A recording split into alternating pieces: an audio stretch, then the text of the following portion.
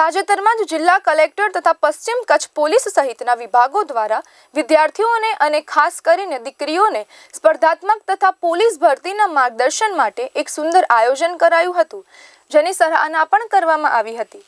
પરંતુ વિદ્યાર્થીઓની હાડમારીનો એક એવો કિસ્સો સામે આવ્યો છે જે તંત્રની પોલ ખોલી રહ્યું છે। ભુજના સરકારી પુસ્તકાલય કે જ્યાં આવતા વિદ્યાર્થીઓ સ્પર્ધાત્મક પરીક્ષાની તૈયારી સહિત વાંચન માટે અહીં આવે તો છે, પરંતુ પ્રાથમિક સુવિધાઓ અંગે 2 વર્ષથી રજૂઆત કરી રહ્યા છે, પરંતુ તેનું કોઈ સાંભળતું નથી। તાજેતરમાં જ વિદ્યાર્થીઓએ આ અંગે નાયબ કલેક્ટરને લેખિત રજૂઆત કરી હતી, પરંતુ હજુ પણ સમસ્યા ઠેરની ઠેર છે। વિદ્યાર્થીઓને પૂરતું પીવાનું પાણી અહીં મળતું નથી।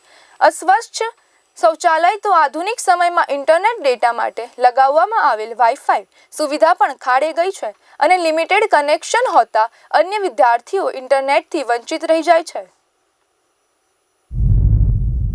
અને હું નજીકના વિસ્તારમાંથી અહીં સ્પર્ધાત્મક પરીક્ષાની તૈયારી કરવા માટે આવી રહ્યો છું। તમે અત્યારે હાલમાં અમારી ભુજ લાઇબ્રેરીમાં છો, જે જિલ્લાની મુખ્ય લાઇબ્રેરી છે।